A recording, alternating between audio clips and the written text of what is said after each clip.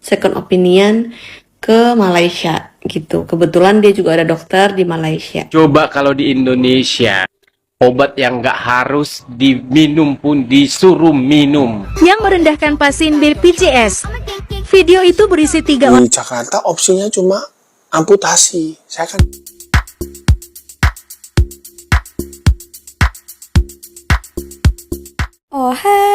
Halo, hai teman-teman, apa kabar kalian? Jumpa lagi di channel Misari. Semoga kalian yang menonton video ini tetap dalam keadaan baik-baik saja, tetap semangat dan selalu berpikiran positif, oke? Nah teman-teman, terima kasih juga yang udah mendoakan Sari supaya cepat sembuh ya kerongkongnya, bahkan memberikan info-info supaya apa yang Sari makan. Sari juga mau mengucapkan sebelum kita mau mulai ke videonya, selamat menunaikan ibadah puasa kepada kalian yang menjalankannya ya. Langsung masuk ke topik pembicaraannya. Nah, beberapa minggu kebelakangan ini tengah viral juga ya, tengah ramai yang memperbincangkan juga pelayanan kesehatan, dokter, dan juga sampai ramai orang Indonesia berobat ke luar negeri, ke Malaysia 1 juta orang, ke Singapura dan ke negara-negara viral di Indonesia. Nakes ataupun macam pegawai kesehatan di sana memuat naik satu video dekat TikTok itu mereka joget-joget ya dan memperbandingkan pelayanan kesehatan antara untuk pasien BPJS, nanti Sari jelaskan apa itu BPJS, juga pasien umum. Nah, beda lah ya pelayanannya antara dua ini, dan yang bayar lebih dan yang memakai BPJS. Nanti Sari akan reaksikan beberapa video pengalaman orang Indonesia yang mereka pernah juga berobat ke Malaysia. Nah, seperti apa kisahnya? Cuk!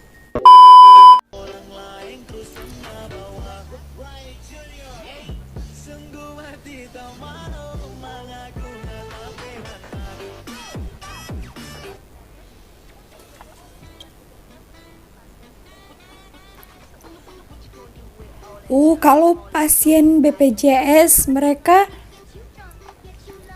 tak layan ya. Kalau pasien umum mereka layan dan happy. Dia sambil joget-joget macam tuh. Wah, karena tengah viral juga ini ada 3 pegawai kesehatan, salah satu puskesmas ataupun pusat kesehatan masyarakat. Kalau di Malaysia macam klinik kesehatan lah ya. Tadi kita ada lihat videonya, mereka macam dance macam tuh. Bedakan ya kalau pasien yang punya BPJS itu buat-buat tak tahu lah ya, ada yang main handphone, ada yang tidur sampai. Bedanya kalau pasien umum itu tadi mereka macam happy, macam mereka sangat layak, macam dibedakan ya.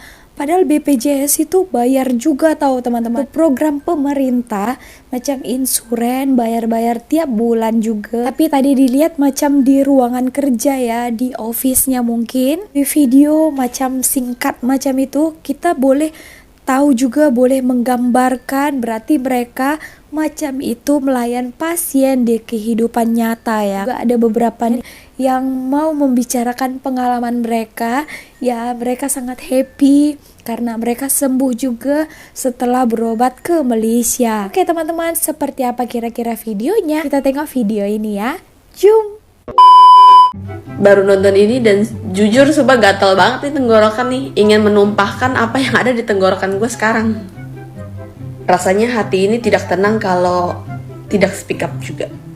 Oke, banyak kita banget warga negara ini. Indonesia yang cuit-cuit soal pengalaman mereka berobat di negara Konoha ini, termasuk Kiki Saputri Negara dan sekarang Konoha? gue. Mana itu ya? Yang lain-lain yang pada tuh. Duh, ini juga nyeleneh banget kasusnya kayak yang diceritain si Kiki Saputri juga. Aku waktu itu dibawa ke dokter yang di sini karena di bawah area ini nih itu bengkak. Benjolnya lumayan gede ya, jadi dari kecil lama-lama dia gede banget sampai mau makan susah, minum susah, ngomong susah. Nah, pada saat proses dari sini ke sini bengkaknya itu aku udah minum obat antivirus, anti apalah segala macam banyak. Dia kasih aku obat banyak banget dan dia Wow, jujur obat banyak ya. bikin aku takut sih gitu.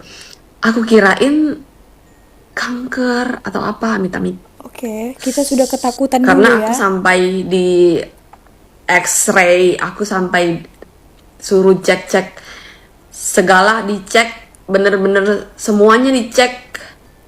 Sebagai anak SMA yang tidak tahu apa-apa pada saat Oh, itu, masih sekolah gua time takut itu. banget, gua takut itu tumor, kanker, dan bla bla bla bla bla bla, karena itu nggak sembuh-sembuh.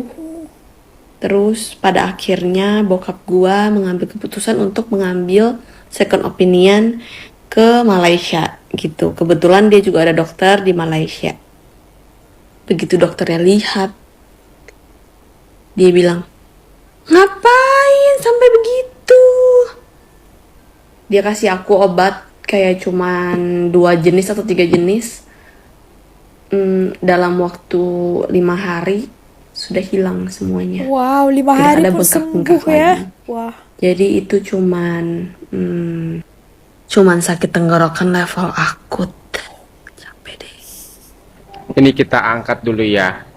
Komentar dari Wanang Babi ya. Dokter-dokter Indonesia itu pintar-pintar cari uang dari rakyat jelata. rakyat kurang Saya mampu kalau sih- rakyat jelata ya. Setuju banget. Oh, setuju. Ya, Kenapa? saya punya pengalaman membawa istri saya operasi di Penang. Neng ya. Karena kekecewaan saya di rumah sakit di kota saya, di kota Manado. Jadi saya bawa istri saya itu, operasinya itu sekitar 5 jam. 5 jam. Ya, dari jam 12 itu sampai jam 6. Nah, Anda tahu obatnya berapa? Obatnya cuma 3 macam untuk 3 hari.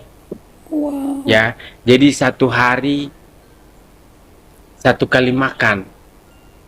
Bukan 3 kali 1 hari, tapi cuma 1 kali 1 Wah. untuk 3 hari. Obat Jadi banyak cuma sangat 9 di sana ya. biji obatnya, 9 butir obatnya untuk 3 hari. Itu setelah operasi besar. Coba kalau di Indonesia udah 1 keranjang itu obat. Banyak obat ya. Obat yang nggak harus diminum pun disuruh minum. Ya, itulah negeri Konoha tercinta, Wah. tersarangeo. Jadi apa yang Bapak ini bilang kurang lebih sangat betul. Karena semuanya sekarang komersil. Jadi kebanyakan tidak semua ada dokter yang baik. Mohon maaf buat dokter-dokter yang berhati mulia. Ada dokter yang baik. Tapi kebanyakan dokter-dokter sekarang itu cari untung sebesar-besarnya. Bukan dari hati untuk bekerja sebagai dokter demi kemanusiaan. Sangat jarang sekarang. Makasih Pak komennya. Semoga kita sehat-sehat saja supaya kita tidak perlu ke dokter. Salam sehat dari Manado. 165 triliun devisa kita lari ke luar negeri untuk berobat. Nah, teman-teman, kira-kira kenapa kok sampai hal ini terjadi? Nah, saya ingin sharing sedikit ya. Kebetulan tahun 2012, papa saya ini diagnosis menderita penyakit jantung dan harus bypass, nggak bisa ring ya. Waktu itu karena takut, papa saya mencari beberapa second opinion, dia ke rumah sakit di Jakarta yang ternama, rumah sakit jantung ya, terus nyoba ke Singapura, ke Malaysia juga, ke Penang sama ke KL. Waktu itu diputusin ke Penang Adventist Hospital. Kenapa? Dari jam terbang dokternya yang cukup bagus, yang cukup banyak, dia pasiennya antri, jadi lebih yakin karena dokternya ini jam terbangnya tinggi sekali. Oh, Dan oke, yang itu uniknya pilihannya ya. adalah, nah ini, waktu kita sampai ke sana, di sana itu dokternya itu selalu ada sertifikatnya, ijazahnya. Kalau mereka tuh pernah sekolah di Amerika, di luar negeri ya, Luar bukan negeri di ya? Malaysia ya. Nah, pertanyaannya adalah kalau dokter luar negeri ke Indonesia atau orang Indonesia belajar dokter di luar negeri, bisa nggak praktek di Indonesia dengan gampang dan nggak dibatasi? Padahal ini mereka Susah ya? ke luar negeri untuk nimba ilmu loh, dapat teknik-teknik terbaru, dapat metode-metode terbaru yang lebih bagus. Dan yang kedua adalah waktu ini kan rumah sakitnya kita pilih yang ada sertifikat GCI, Joint Commission International. Waktu itu di Indonesia juga ada yang rumah sakit yang seperti itu, tapi harganya jauh lebih mahal, dan di sana kita dapat lebih Mahal murah. ya? Oke. Kenapa ya macam itu? Dan berikutnya adalah pengalaman saya waktu di sana, waktu papa saya lagi setelah operasi, kan bed rest ya. Jadi saya memutuskan jalan-jalan ke kota waktu itu, dan waktu di bis saya bertemu dengan orang Medan. Saya tanya, kok lagi ngapain? Oh, Orang Medan ya? saya lagi sekeluarga ini liburan sambil check up sekalian. Loh kok, Wah, kalau check up berapa lama? Oh, setahun sekali saya mesti datang ke Pinang ini. Kan dari Medan ya. Ternyata teman-teman, dekat ya? di Medan tuh dia bisa check up yang serupa. Tetapi kenapa kok dia check upnya di Pinang? Karena ongkos check upnya plus pesawatnya, tiket pesawatnya lebih murah di Pinang. Jadi kalau dia check up di Medan, dia lebih mahal. Oh, Oke, berikutnya ya. Waktu itu saya ketemu sama ibu-ibu, umur sekitar 65 tahun, sama anaknya. Dia naik kursi roda, dia didorong sama anaknya yang usia 45 tahun. Dan waktu itu saya tanya, Cik lagi ngapain di sini? Saya pikir lagi sama kayak papa saya, kena jantung juga. Ternyata enggak. Gini, saya ini kena ini luka di kaki, dan karena diabetes, dan di Jakarta opsinya cuma amputasi. Wah, Saya kan nggak mau. dipotong ya amputasi. Nah, tapi waktu di Pinang, dokternya kasih harapan lebih. Dia sudah di treatment di Pinang itu selama 3 bulan, setiap hari ya, memang setengah mati ya. Dia di treatment 3 bulan tiap hari balik rumah sakit apa. Tapi sudah mulai tumbuh kulit, Wah. lukanya juga sudah sembuh dan tidak perlu amputasi. Wow, bagusnya. Nah, kira-kira dokter sini rela nggak waktunya treatment yang seperti ini, seperti ibu ini? Nggak langsung dapat uang loh, kalau amputasi kan langsung dapat uang. Oke. Nah, dan yang terakhir, setelah papa saya selesai operasi, 3 bulan kemudian kan balik lagi ke Kamu check up Malaysia lagi ya? untuk check up. Nah, uniknya, waktu pulang, papa saya itu bawa persediaan obat untuk 6 bulan. Padahal, papa saya ini dokter. Kalau dia mau obat itu di Indonesia, dia bisa buka resep, dia beli, dan dia minum sendiri. Oh, Nggak masalah. bapaknya dokter ya? Tapi kenapa kok belinya di Malaysia? Ternyata di sana jauh lebih murah. Harga obatnya cuma setengahnya. Jadi kalau menurut saya ya, ini problem devisa kita ke luar negeri ini kompleks sekali. Bukan gara-gara orangnya ini gaya-gayaan mau berobat ke luar negeri, itu bukan. Tapi selain mereka itu dapat opsi yang lebih baik, mereka bisa dapat harga yang lebih murah. Jadi ya memang ini tugas semua departemen, supaya gimana yang namanya kesehatan ini bisa lebih murah dan lebih efisien serta lebih bermanfaat buat semua. Tapi yang lebih penting adalah tetap jaga kesehatan, jaga makan, olahraga. Ya, betul. Ya, see you. Apa pengalaman sudah di-sharing ya, itu semuanya tadi mereka ke Malaysia ya teman-teman berobatnya. Nah sebenarnya orang-orang ini yang pernah berobat ke Malaysia itu mereka pernah juga ya berobat di Indonesia ya. Ada juga sampai sudah ke Jakarta juga. Banyak sekali yang melakukan jalan pintas supaya cepat settle macam itu ya. Contohnya tadi katanya cepat-cepat mau diamputasi, dipotong, sudah selesai ya. Si baik dia datang coba ke Malaysia, dia melakukan perawatan, tidak harus diamputasi ya. Ya tadi perbedaannya itu tentang obat ya. Kenapa memang di Indonesia itu banyak sekali kalau kita sakit ya, banyak sekali obatnya ya. Boleh 1B macam itu disebabkan nenek Sari juga di Indonesia di sana berobat juga rutin.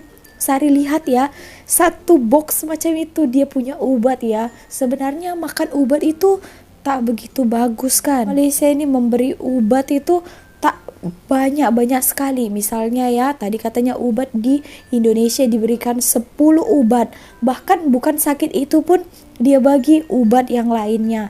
Kalau di Malaysia hanya 2, paling banyak pun 3 obat saja. Itu beberapa sebab ramai orang datang berobat ke Malaysia ini ya.